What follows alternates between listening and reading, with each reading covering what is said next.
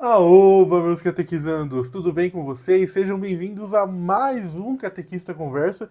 E hoje quem retorna aqui é ele que foi justamente o primeiro convidado, o cara que iniciou esse quadro aqui. É uma grande alegria receber você de volta. Tudo bem, Caio, do Continuismo de Sempre? Olá, meu amigo, tudo bom? Olá a todos que estão assistindo essa live. Meu nome é Caio Batista.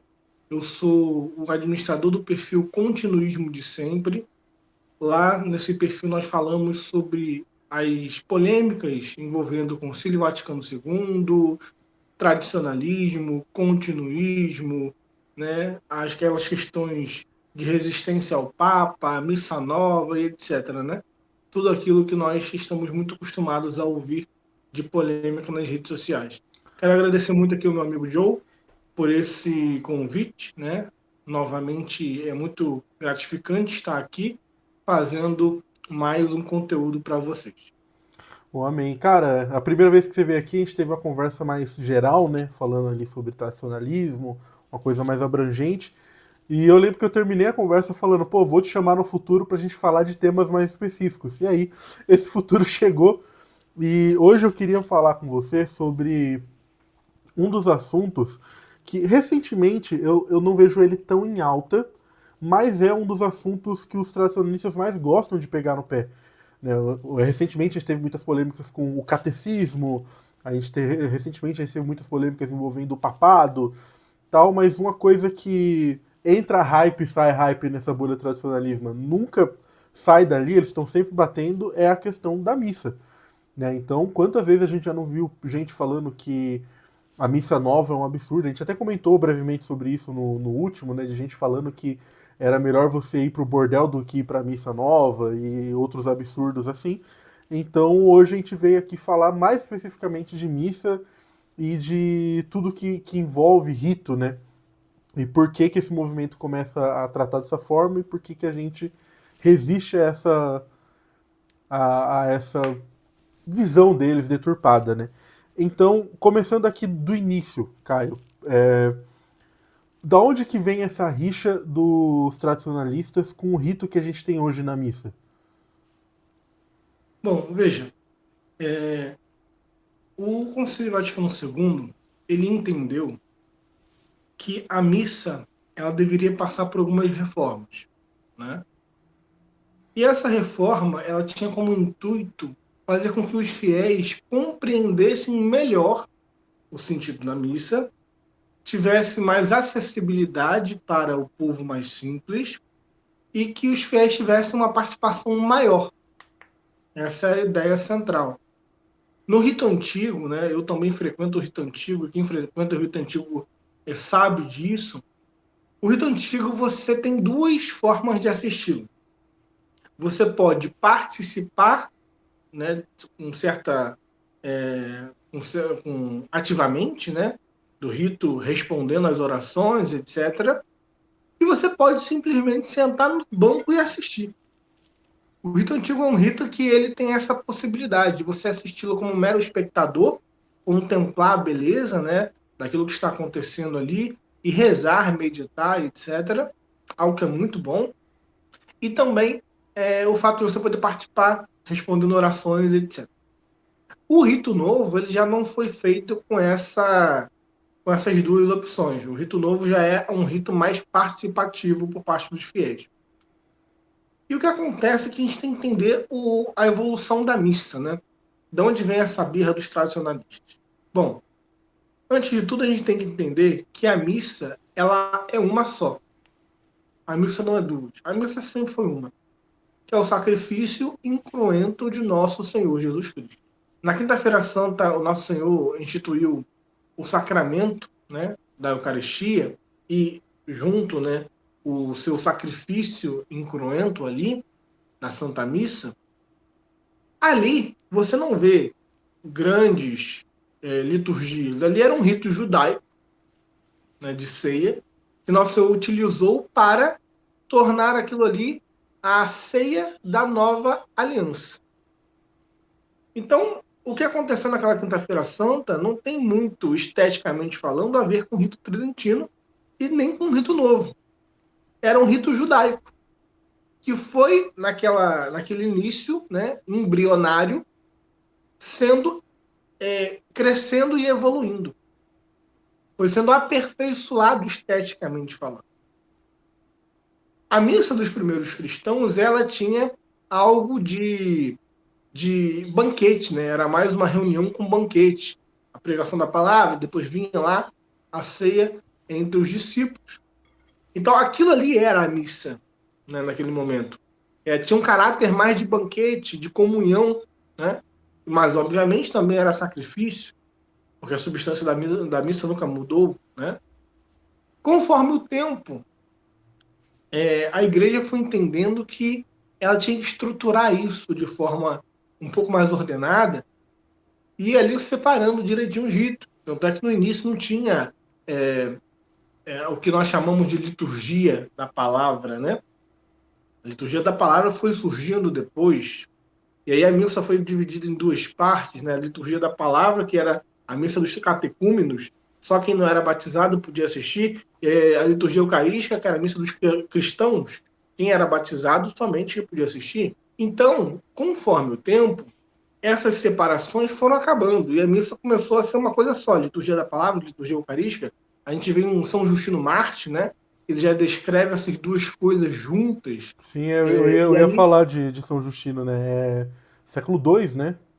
Que ele. isso. Então ele, pô, no segundo século, eu lembro quando eu descobri isso, a carta dele de São Justino sobre a reunião, eu li aquilo e eu falei, cara, como é que alguém consegue ser protestante? Até saindo aqui da briga de tradicionalista, eu falei, caramba, o cara tá ali no segundo século, ano cento e pouco, e aí perguntaram pra ele, ô, como é que esse povo aí que é cristão se reúne? Aí o cara vai lá e descreve uma missa.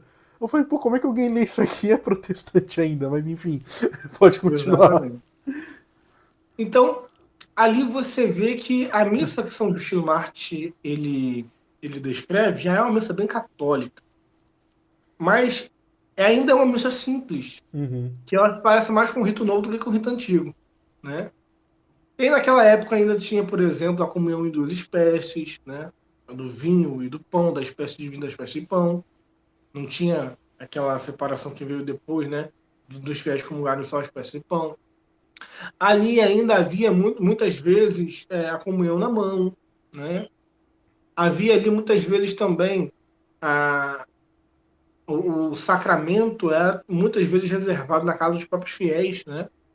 Não tinha muito isso de guardar no sacrário e tal, era levado depois aos doentes. Enfim, tinha muitas coisas diferentes.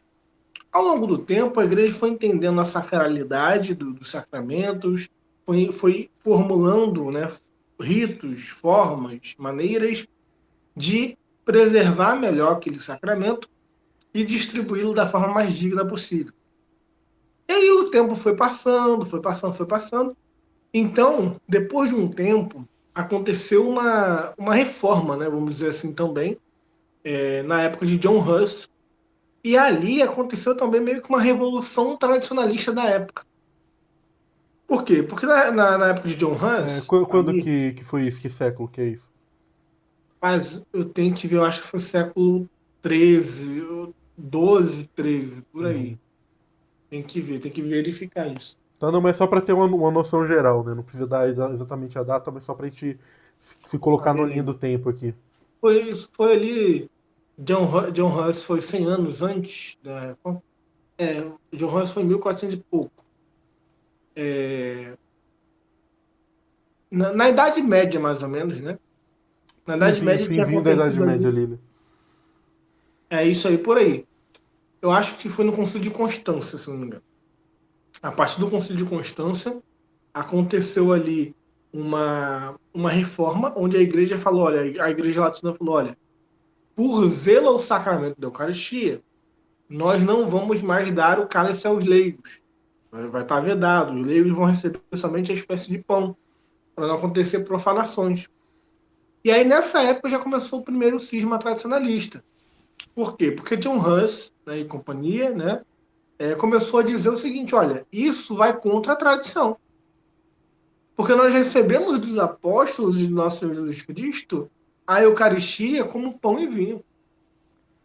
Se os apóstolos comungavam em duas espécies, se durante 1000 anos porque isso já era depois do ano 1000, né? Durante 1000 anos, a igreja sempre comungou em duas espécies. Por que que agora Roma vai tirar a espécie de vinho, né? Cálice para os leigos? Isso é um absurdo. Você está rompendo com a tradição. Você está. Eu acredito que na época chegaram a cogitar a invalidade do sacramento. E ali houve um grande cisma ali, a igreja tentou conciliar, né? E chegou inclusive a conceder para John Hus e companhia que eles pudessem continuar administrando o sacramento de duas espécies, desde que não dissesse que o sacramento somente na espécie de pão para os leigos fosse imperfeito, inválido ou deficiente. Uhum. Alguns aceitaram, outros não, né? Parece que John Hus não aceitou. E, enfim. E ali começou esse primeiro burburinho. Depois, né, como o tempo ele responde a tudo, né? Depois o tempo foi passando, aquilo ali já foi normalizado na igreja. Então, séculos e séculos que a comunhão para os leigos é em uma só espécie, e isso não veio mais ao debate, a não ser na reforma. A reforma protestante trouxe de novo esse questionamento da comunhão em duas espécies, e depois também, né, a igreja continuou firme nesse posicionamento. Só no Concílio Vaticano II que vem uma abertura maior. Isso é interessante, o concílio ele volta, de certa forma, a essa tradição. O concílio ele abre maior espaço para a comunhão em duas espécies. Né? Tanto que Né? hoje o padre pode escolher. É extremamente incomum, né? Mas na época que eu morei em Londrina, eu lembro que eu cheguei lá e eu estranhei muito que toda missa o padre entregava as duas espécies. Eu ficava, tá esquisito isso aqui. Né? Mas Aqui era. acontece com frequência. Aqui, às sextas-feiras, basicamente, aqui, quando tem menos pessoas na igreja, o meu pároco ele também costuma dar em duas Ele espécies. tinha até um E cálice especial, assim, que tinha coisa assim, e dentro dele saía um tem no copinho meio, pro né? vinho pra Tem. poder ali, né, uma pessoa sozinha fazer, sem precisar E aí já é evitar, um ponto, né? evitar a chance É. de acontecer o sacrilégio, né? Já é um ponto que o Concílio Vaticano II resgatou uma tradição do passado, né? Uhum. Que já estava um tempo não sendo usada. Mas, enfim, para não fugir muito do assunto, então aconteceu já essa questão, né, essa birra tradicionalista quanto à comunhão já nessa época. E a missa nessa época, né, aí chegando perto já do Concílio de Trento, já estava muito mais organizada ritualmente, elaborada, estruturada como nós conhecemos hoje. Mas acho que vale salientar que ela já tinha uma estrutura muito maior, mas não era o rito que a gente tem pós-Concílio de Trento, né? Porque existia uma diversidade muito grande de ritos, né? Eu acho que é sempre bom a gente salientar isso, porque, cara, eu lembro que teve uma vez, Caio, que me perguntaram justamente sobre missa e tal, e eu falei isso, que assim, a missa ali do rito tridentino é uma missa linda e tudo, mas ela foi definida no Concílio de Trento. Ela não é a missa de sempre, nesse sentido que eles falam de missa de sempre. Né? Toda missa é Uhum. missa de sempre, mas no sentido que eles normalmente utilizam. Cara, o que vê de gente assim, de tipo, não, mas veja bem, porque. E aí todo mundo referenciando sempre o mesmo vídeo, né? Do. Como que é o nome dele? Fugiu agora? Professor de história. Ele tem um vídeo sobre a missa de sempre, explicando por que, que é a missa de sempre. Caramba, me deu totalmente branco, não é nem na maldade agora. Eu realmente esqueci. Ele É é um cara. Lucas, deve ser o Lucas, né? Acho que é isso. Acho que é o Lucas Lancaster, tenho quase certeza. Posso estar errado. Se eu tiver, me corrijam aqui nos comentários, até porque eu não quero que isso aqui pareça uma indiretinha nem nada do tipo, mas é porque ele tem um vídeo explicando por que a missa tridentina é a missa de sempre, e ele vai explicando, olha, no século tal chegou a questão das velas, no século tal o incenso, e vai mostrando isso que a gente está falando agora ali, da coisa começar a se organizar, e vai mostrando sobre como os elementos da missa tridentina foram chegando ao longo dos séculos. E isso é verdade. Só que esses elementos foram chegando e foram desenvolvendo vários ritos diferentes, que no Concílio de Trento a igreja passou ali a limpo e falou: olha, a gente vai usar isso, não vai usar isso, vai Ela funcionar dessa forma. sintetizou, né? Entendeu? Então, assim como a gente tem as coisas da Missa Nova que vem ali também desde séculos e séculos atrás, né? Como você falou ali, as cartas de São Justino, o que ele está descrevendo ali parece muito mais com um rito novo do que com o rito tridentino. Sim, exatamente. Então, é onde eu quero chegar, né, com todo esse desenvolvimento histórico, né? E aí você falou muito bem que a missa ela era bagunçada de certa forma antes do Concílio de Trento, porque os próprios santos falam sobre isso, né? Existem escritos dos santos, São João Maria Vianney, se não me engano, fala sobre isso, outros santos falam sobre isso, que cada padre serava de um jeito.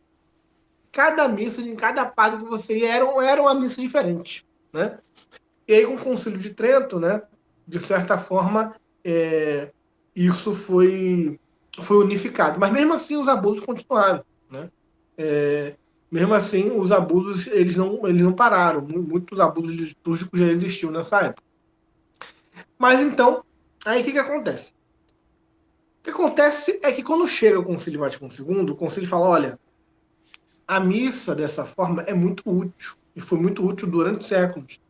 Mas nós estamos num novo momento na sociedade, no mundo, que as pessoas elas precisam saber o que está acontecendo.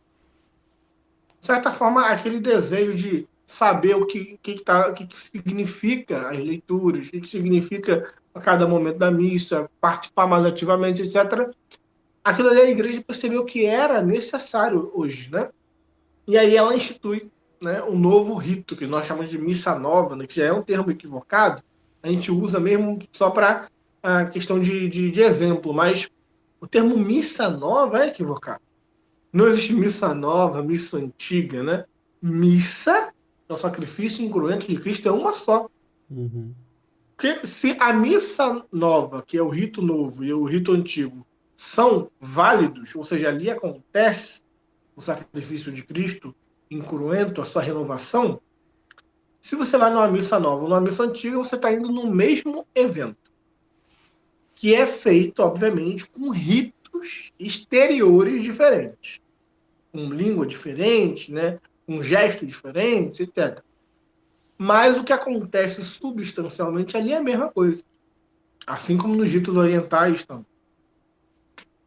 Então, o rito muda. O que mudou foi o rito, foi a liturgia, a forma de celebrar, Mas e não a o missa. sacrifício é o mesmo. Uma coisa que você falou que eu acho muito interessante é que você falou da necessidade. A igreja viu a necessidade e mudou o rito por conta disso. Eu acho que é importante a gente falar aqui que isso não é algo do Concílio Vaticano II modernista que está cedendo aos anseios do mundo. Não, isso é uma coisa que a igreja sempre fez. Inclusive, o rito antigo, o rito de Trento, surge justamente porque a igreja viu uma necessidade no mundo que era diferente. Ali, qual que é o contexto? O contexto é o que você falou, de cada padre celebrava de um jeito, tinham diversos ritos diferentes. Era o contexto de o próprio sacramento começar a ser duvidado por conta dos protestantes que surgem. Então a igreja vem ali e coloca uma coisa extremamente ali, ó, joga quase que um cabresto, assim, fala, ó, é assim e acabou.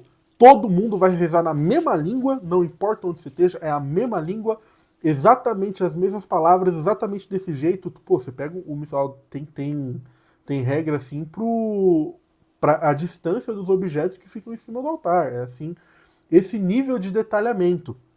Isso é bom, isso é ruim? Não, gente, era a necessidade que tinha no momento. Então era ótimo ser feito aquilo naquele momento, porque era essa necessidade que o século XVI pedia.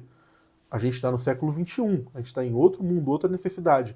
As pessoas hoje irem para um lugar que elas nem entendem o que está acontecendo e afastar mais gente do que trazer. É óbvio que uma vez que você entende, é lindo, é magnânimo, é maravilhoso. Você falou que você participa do Rito Antigo, eu não participo, né, frequentemente, mas já tive a oportunidade de ir e vou continuar indo, quero ir mais vezes, porque é lindo.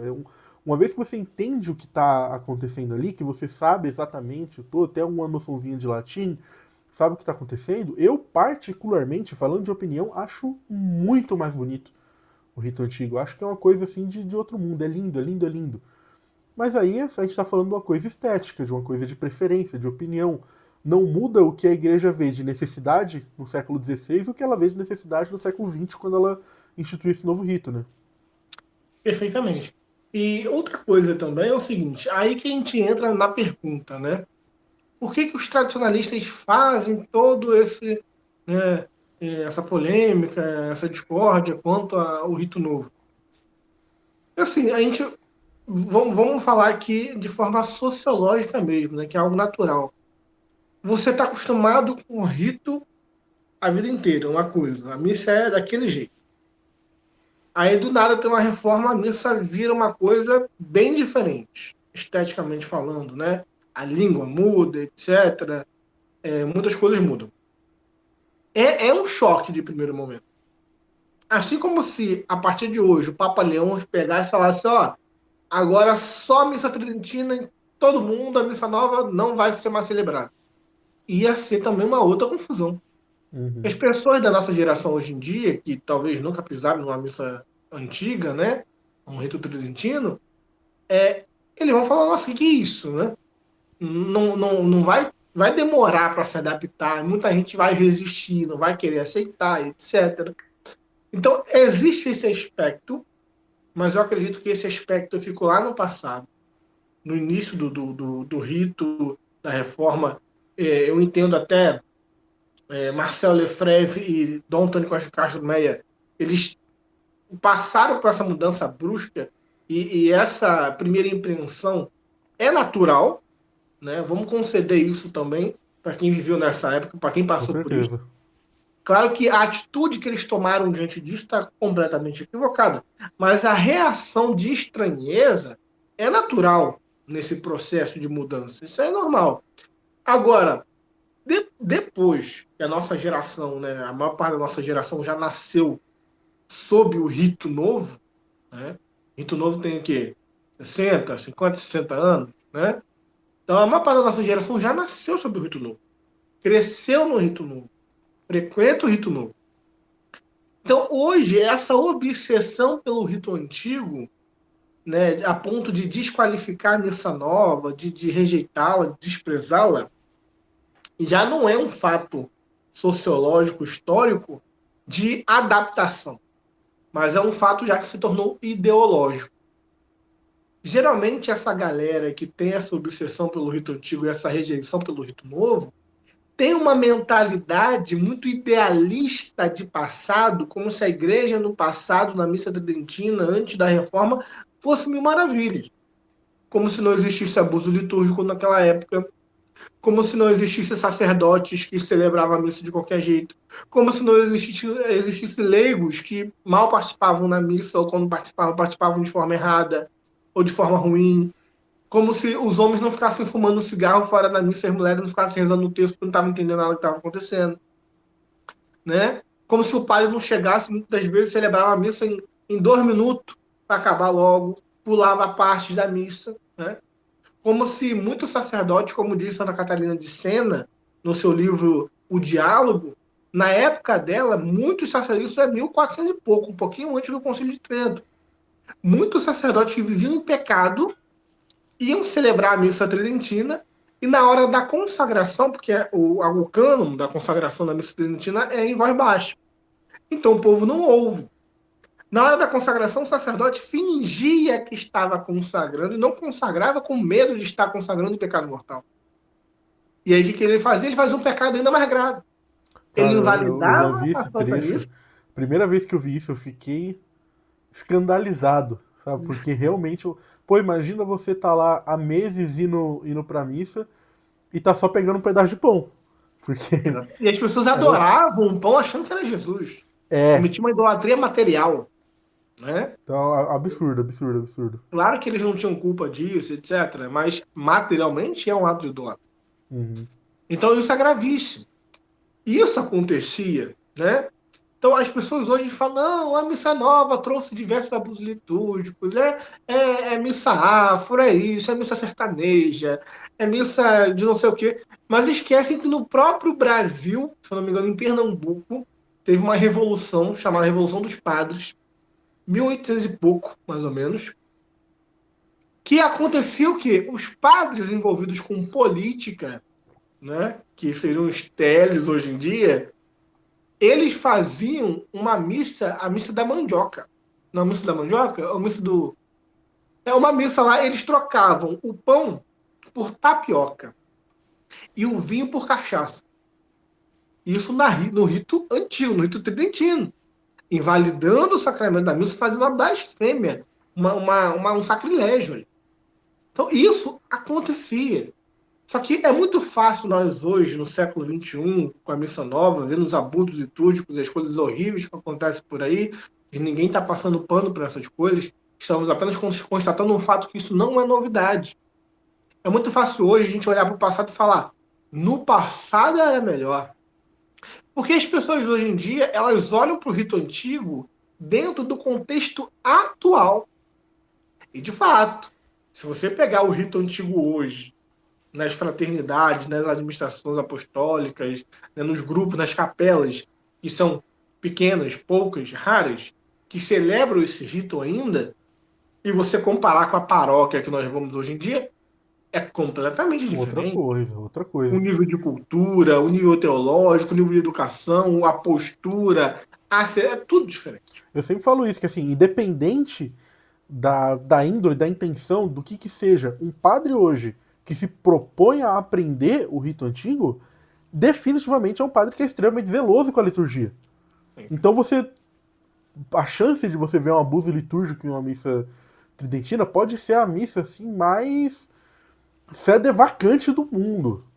Ainda assim, o rito vai estar sendo assim celebrado perfeitamente como deve ser celebrado, porque é da natureza do movimento deles hoje ser assim. Agora, se você pegasse e falasse a partir de hoje, todos os padres têm que celebrar esse rito, semana que vem ia ter gente fazendo forró em latim, entendeu? Pra cantar na missa. Exatamente. Era esse ponto que eu ia falar. Por que a missa tridentina hoje é um espetáculo e a missa nova é uma bagunça? Não é porque a missa nova é missa nova, a missa antiga é missa antiga.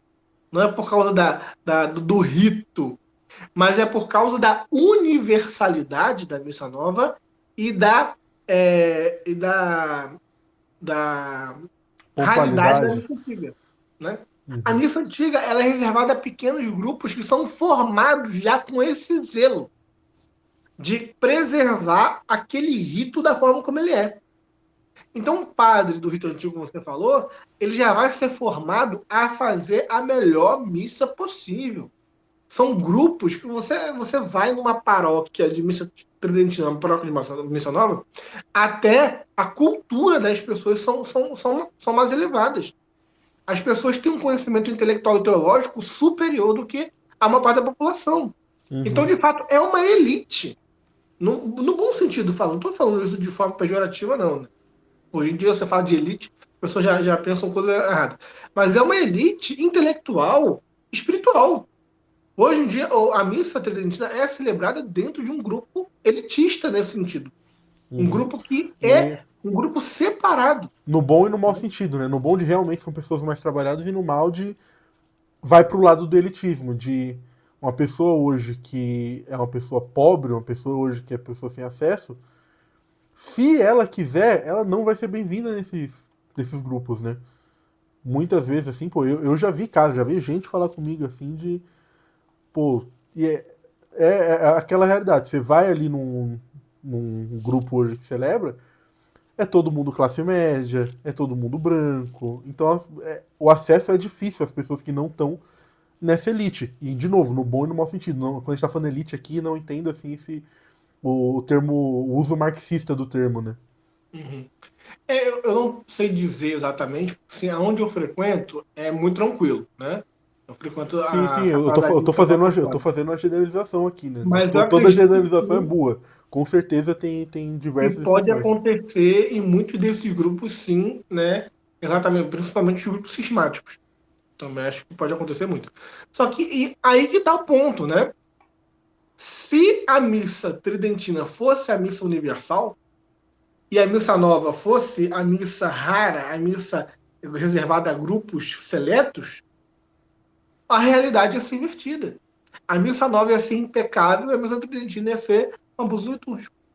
Porque o Sim. problema não está no rito, mas em quem o celebra. E, infelizmente, o rito que é celebrado por todos os sacerdotes do mundo, espalhados por toda a face da terra, é muito mais propenso, estatisticamente, proporcionalmente, matematicamente, de ser corrompido.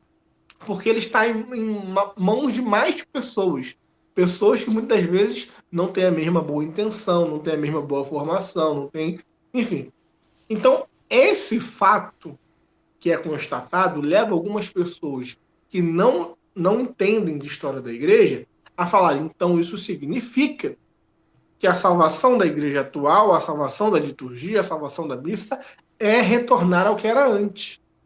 Porque logo que tem tantos abusos litúrgicos dessa forma, isso significa, né, que aquela heresia, né, depois disso logo aquilo, heresia não, perdão, aquela falácia, depois disso logo aquilo, né, ou seja, depois da reforma litúrgica, abuso litúrgico, isso significa que os abusos litúrgicos são consequência da reforma litúrgica. Mas não necessariamente, isso é uma falácia. Ou seja, os abusos litúrgicos são consequências das pessoas que mal celebram o rito. Aí você pode pegar, por exemplo, nós temos exemplos aí maravilhosos de rito novo, da missa nova, sendo celebrados por pequenos grupos zelosos, como arautos do evangelho. Por todas as críticas que as pessoas possam ter a arautos do evangelho, eu frequento de vez em quando também, mas não estou dizendo aqui que é bom, que é ruim, não estou dizendo isso.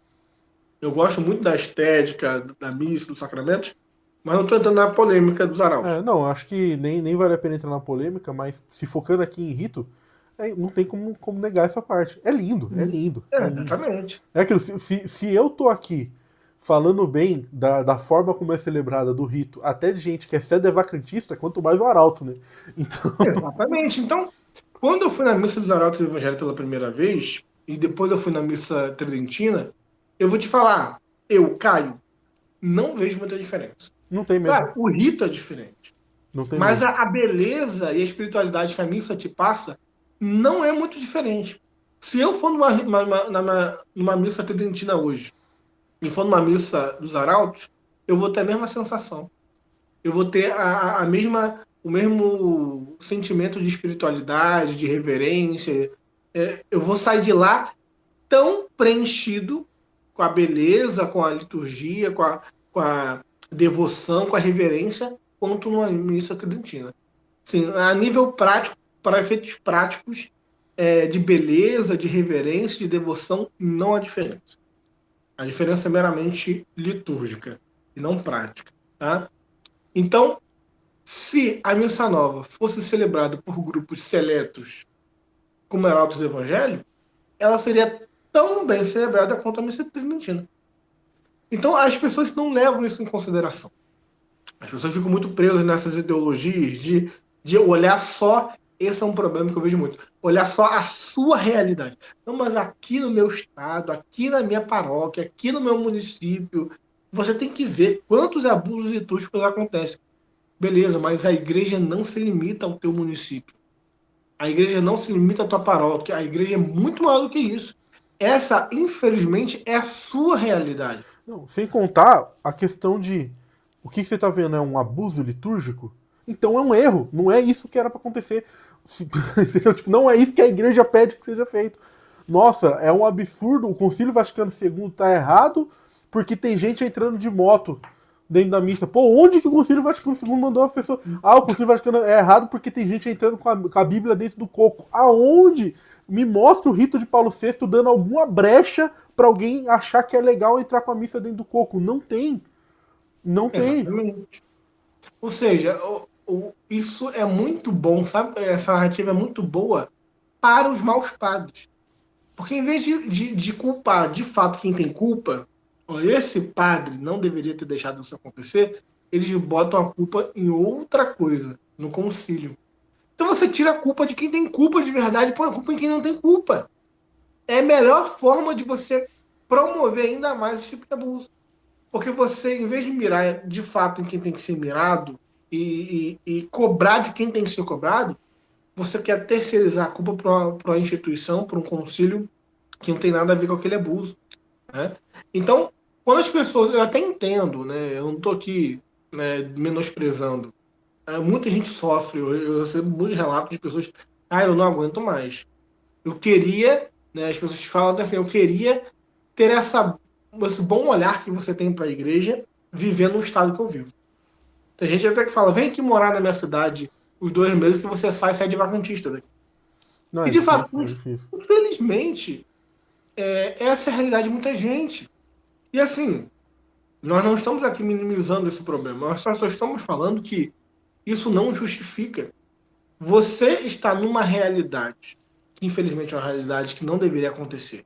Você não deve pegar essa realidade, que é a minoria, e culpar a igreja inteira do problema que está acontecendo na sua realidade. Cara, Você tem que buscar eu, mudar a eu, sua eu, realidade. eu passei muito por isso. Eu tava comentando aqui de quando eu fui lá, quando eu morei em Londrina. Cara, aquilo ali, assim, pra mim, espiritualmente, era um inferno. Porque tem a questão ali da comunhão em duas espécies, aquilo ali é esquisito, mas é opcional. Só que, assim, realmente, era uma missa terrivelmente mal celebrada. Eu vi coisas ali, né, nessa missa, assim, que eu saí, assim, traumatizado de guerra, sabe? Assim, eu vi coisas, assim, horrorosas, horrorosas. E, pô, tinha me mudado para fazer faculdade, assim, eu não tinha dinheiro. Quando sobrava um pouquinho ali, eu gastava para pegar e ir pra catedral, né, no domingo à noite ali, para ver uma missa melhorzinha celebrada. Mas a maioria das semanas eu não tinha dinheiro para isso, então era pegar ali, ir a pé para a igreja e ver aquilo. Só que é aquilo, por pior que fosse, por mais mal que eu me sentisse, por mais que eu ficasse assim contando os dias para ter um feriado prolongado para voltar para minha cidade e ver outra missa, eu não deixava de ir. E eu não colocava a culpa disso no rito, eu não colocava a culpa disso na igreja. Eu sabia que a culpa disso era daquele padre que era um padre mal formado e que fazia essas coisas horríveis, né? É o que eu já dei esse exemplo. Se bobear, eu acho que eu dei esse exemplo até na primeira conversa que a gente tem, né? Que o pessoal tá vendo uma vaca com carrapato e eles querem matar a vaca. Eu tô sempre falando, gente, vamos tratar essa vaca e vamos deixar essa vaca saudável de novo. O povo quer matar a vaca. Não é assim. Exatamente. Então, o que acontece? Então, a gente ainda está na primeira pergunta, né? É. Só para sintetizar, para terminar, então eu acho que esse é o problema. Os tradicionalistas, no geral, tá? Existem pessoas que vão botar problema no rito, a gente pode até falar sobre isso depois, né? Se de fato tem como melhorar o rito novo? Tem, todo rito pode ser melhorado, nenhum rito é perfeito, né? Mas geralmente a análise dos tradicionalistas é superficial, é uma comparação superficial e é colocar a culpa no concílio por coisas que não tem nada a ver com o concílio, né? Então, só para terminar essa parte, o rito novo pode ser melhorado? Pode. Ele tem que ser melhorado? Tem muitos aspectos. Ele pode ser aperfeiçoado? Pode. Agora, a missa tridentina, como nós conhecemos do Concílio de Trento, demorou 1.500 anos para chegar onde ela chegou. A missa nova tem 60 anos. Então, gente, espera lá, vamos ser caridosos, né? Não vamos jogar a criança no lixo porque ela ainda não virou um adulto. Né? Ela ainda vai crescer, ela ainda vai se desenvolver. Não vamos rejeitar o bebê porque ele ainda não é grande. Então, de fato, é uma missa. O rito novo é uma missa, de fato, que ainda está engateando, vamos dizer assim, dentro do contexto histórico da igreja. Ela ainda tem que passar por muitas purificações. Não porque ela seja má, né, como muitos dizem, mas porque a mentalidade dos sacerdotes, dos leigos, ainda não está formada como deveria estar para celebrar e participar da forma correta em muitos ambientes, e porque a missa nova ela poderia ter muitos elementos, isso é até uma crítica que muita gente honesta faz, até o padre Paulo Ricardo, né? Ultimamente eu tenho um perfil tradicionalista aí pegando um vídeo do padre Paulo Ricardo, onde ele fala sobre a Batalha dos Missais, né? Um curso que eu já fiz também, e aí pega trechos cortados onde ele faz uma crítica pontual à missa nova. Tá vendo? O padre Paulo Ricardo rejeitando a missa nova. Eles esquecem que o padre Paulo Ricardo celebra a missa nova todo dia na paróquia Cristo Rei, lá em Cuiabá. Então, é uma distorção desonesta, né, e diabólica isso daí. Então, assim, você pode ter pontos de crítica, crítica construtiva. Olha, isso aqui poderia ser melhor. O latim poderia ser mais usado, né? Assim poderia ter feito assim, assado, etc. E a igreja ela pode levar isso em consideração. A gente tem que entender que a missa nova tem 60 anos, ou até menos, né?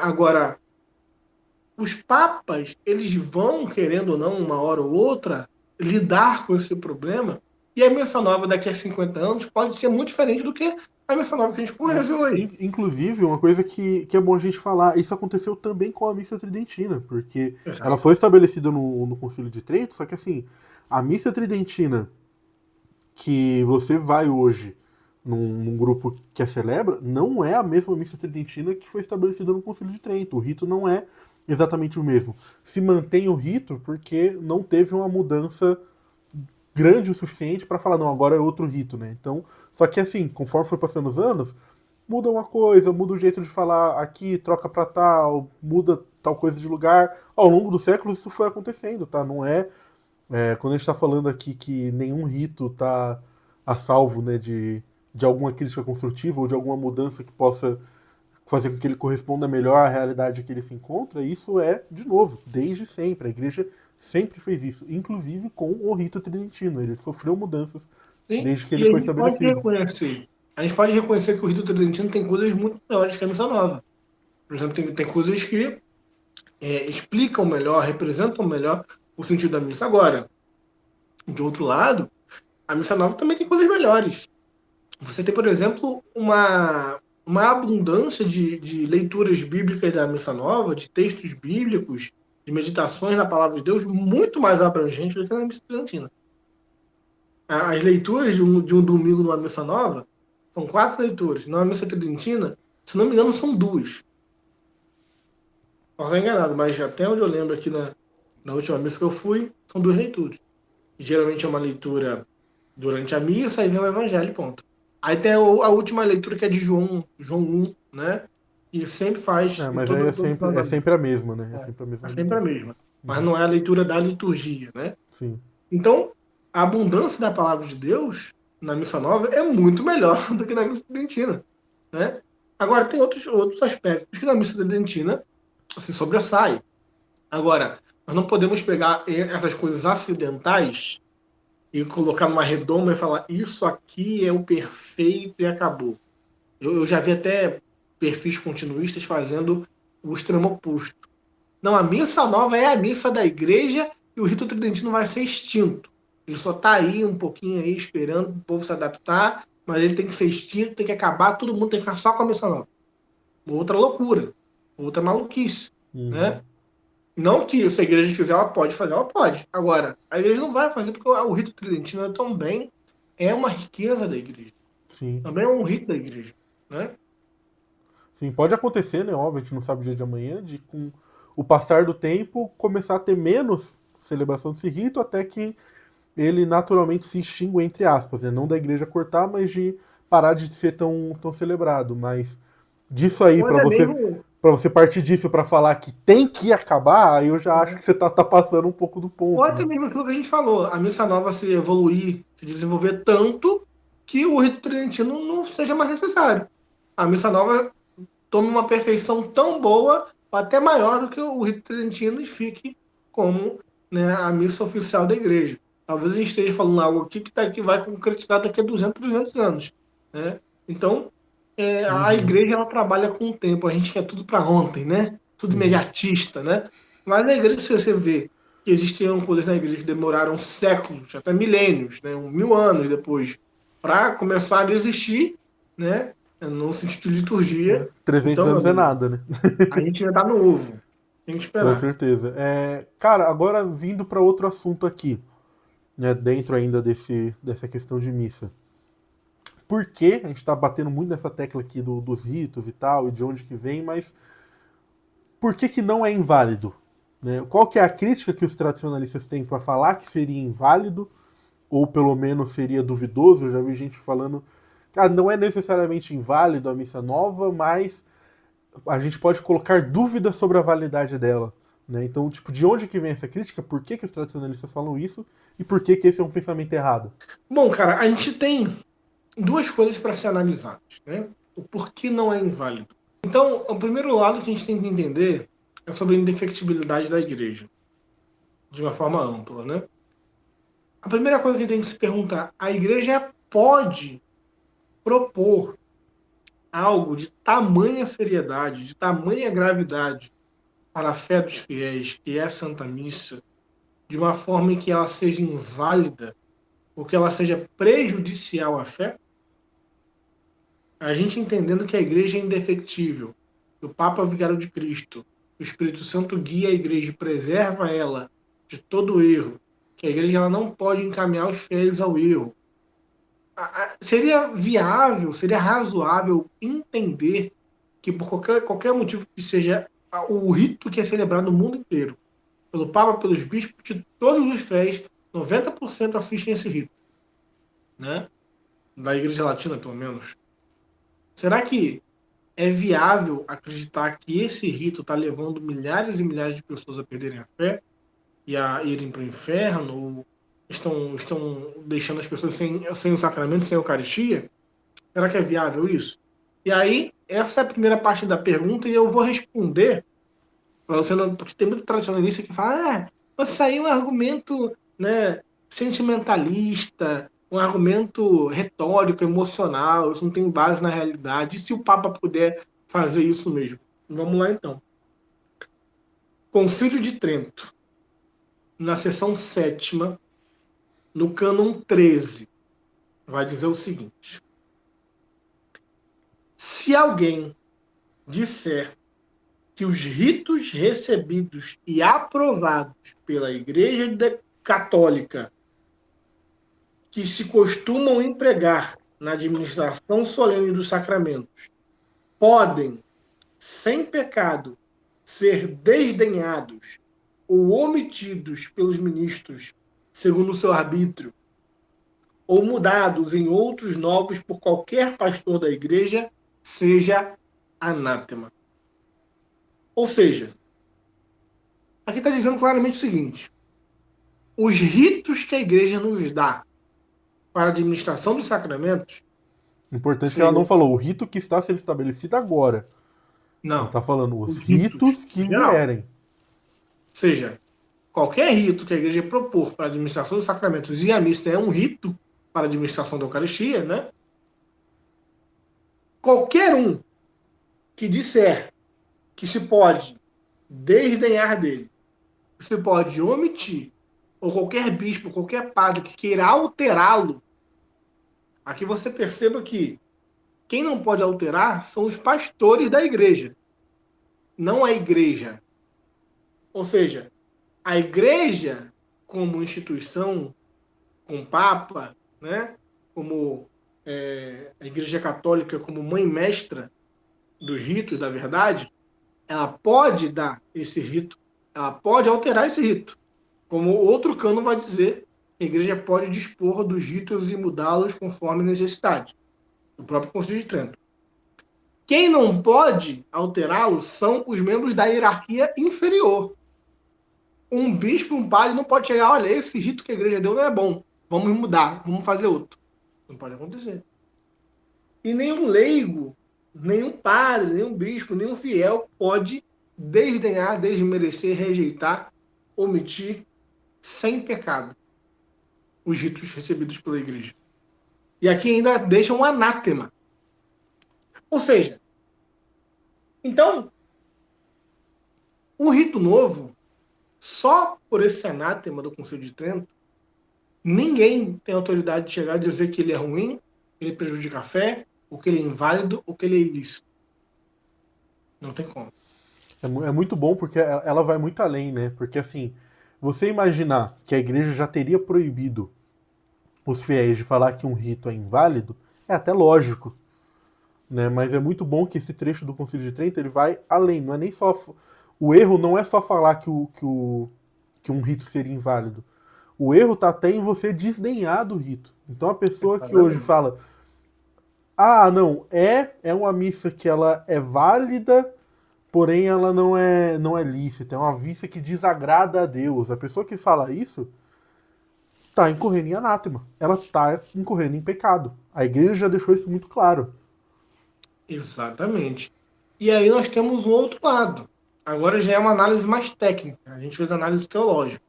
A igreja diz, olha, a igreja não pode oferecer algo que seja ruim para os fiéis. Né? Não pode oferecer um rito que deva ser desprezado. Por outro lado, a gente tem uma parte técnica. Como identificar se um rito ele é válido ou inválido? Bom, a igreja ela pode mudar o rito, a forma exterior, a, a forma de administrar exteriormente esse sacramento, né? O rito em si, né? O que ela não pode mudar é a substância do sacramento. E o que é a substância do sacramento? Matéria e forma. Então, é aquilo que o sacramento foi instituído. Por exemplo, a Eucaristia, constituído com pão e vinho, a matéria. Eu não posso pegar agora, como os padres na época lá de 1800 e pouco, né, aqui no Brasil, lá de Pernambuco, fizeram tapioca e cachaça. Agora vai ser essas aí matérias. Não pode. Guaravita, refrigerante, cerveja, não pode. Né? Pão e vinho. A forma são as palavras da consagração, que São Pio X vai dizer que é isto é meu corpo, este é o cálice do meu sangue. É a fórmula mínima. Não pode ser mudado. Ah, isto representa meu corpo, isto representa. Isto é meu corpo, isto é meu sangue. É a fórmula mínima. Todo sacramento tem forma e matéria. E a igreja, ela pode, inclusive em alguns sacramentos, permitir que existam formas diferentes, sem que sejam inválidas, mas que expressem a mesma coisa, a mesma realidade. Um exemplo disso é o batismo na Igreja Católica e o batismo na Igreja Ortodoxa, nos ritos orientais. A fórmula do batismo católico é: Fulano, eu te batizo em nome do Pai e do Filho e do Espírito Santo. No rito oriental, muita gente não sabe, mas a fórmula do batismo é: o servo de Deus, fulano de tal, é batizado em nome do Pai e do Filho e do Espírito Santo. E o catecismo traz essas duas fórmulas como válidas. Outra fórmula que é diferente também é a fórmula da absolvição. Na Igreja Católica, no rito latino, a fórmula mínima é eu te absolvo, ou eu te absolvo dos teus pecados em nome do Pai, do Filho e do Espírito Santo. Na fórmula dos ritos orientais, é um textão. É um textão. Depois você pode pegar no catecismo e ver É, lá. eu lembro desse trecho do catecismo, é bem grande. É um texto grande que as palavras são diferentes. A igreja reconhece. Por muito tempo, né, até hoje, a fórmula da crisma dos ortodoxos é um pouco diferente da nossa. No rito tridentino era bem diferente. No rito novo, o rito novo fez algo que os tradicionalistas criticam até hoje, que é mudar um pouco a fórmula da crisma. Só que a fórmula da crisma nossa atualmente é parecida com a fórmula da crisma dos orientais, que sempre foi Sim, considerada válida. sim. Receba por esse sinal o Espírito Santo, dom de Deus. E dos orientais é só Espírito Santo, dom de Deus. Alguma coisa assim. Uhum. A pessoa ele vai fazer um sinal na cruz, Espírito Santo, dom de Deus, alguma coisa assim. Receba o dom de Deus, enfim. Então, existe esse sacramento. Por que esses sacramentos podem mudar assim, né? Porque você não vê na Sagrada Escritura, por exemplo, uma fórmula fixa para eles. Então, a igreja também tem certo poder de administrar essas fórmulas, desde que expresse a mesma verdade. Também não pode, por exemplo, o sacramento da confissão.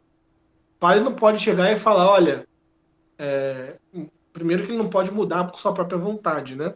Se a igreja estipulou uma fórmula, ele tem que segui-la, senão é inválida. Mas a igreja não pode chegar e falar, olha, a partir de agora, não vai ser mais eu te absolvo, vai ser que Deus perdoe os seus pecados. Espera lá. Que Deus perdoe os seus pecados. Mas essa fórmula não representa exatamente o que acontece no sacramento. Você tá Porque tirando é em o ministro persona que Christi. perdoa. Tá tirando em persona Christi dele, né? Exatamente. Sim. Então, até na fórmula oriental, eu posso não estar reproduzindo com as mesmas palavras, mas o ministro vai falar que Deus perdoe por meio deste servo. Então, na fórmula oriental, o padre ainda fala sobre ele, que ele é o canal do perdão. Na fórmula latina também, eu te absolvo. Então, você não pode mudar a fórmula de uma forma que mude a essência do sacramento. Né? Então, existe tudo isso. E na Santa Missa, não foi alterada em nada a fórmula, a ponto de mudar. Foi alterada pouca coisa antes da fórmula principal, né, a ponto de mudar completamente aquilo ali, significar outra coisa. Continuou sendo pão e vinho. Então, assim, a substância, o essencial do sacramento permaneceu igual, idêntico, inalterável. Então, tecnicamente falando, uma análise fria, né, de qualquer pessoa que nem fé tenha, pegar um rito, pegar outro, falar de fato, nessa parte aqui, representa a mesma coisa, é a mesma coisa que está acontecendo. Com certeza. Agora, se você é católico como eu e nós temos a fé teologal, a fé sobrenatural, nós não analisamos as coisas só pelo ponto de vista técnico. Isso eu sou um cientista, uma pessoa que não está nem aí com a fé, só mesmo com a análise de cura da coisa faz. Seria um trabalho de um Mas nós sociólogo. analisamos do ponto de vista sobrenatural, que vai aqui no Concílio de Trento dizer. Então, se nós temos fé, nós acreditamos naquilo que a igreja diz. Ou seja, a igreja diz que ela não pode dar aos fiéis um rito que seja inválido, ilícito, prejudicial à fé, que possa ser desdenhado, alterado, desprezado. Né? A validade de um rito é aquilo que a gente falou: matéria, forma e tem a intenção também. Agora, a licitude, porque muitos tradicionalistas dizem, não, a missa nova é válida, mas é ilícita.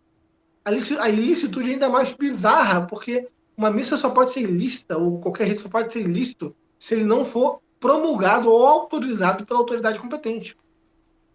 Então só pode ser ilícito um rito que a igreja não aceita como lícito.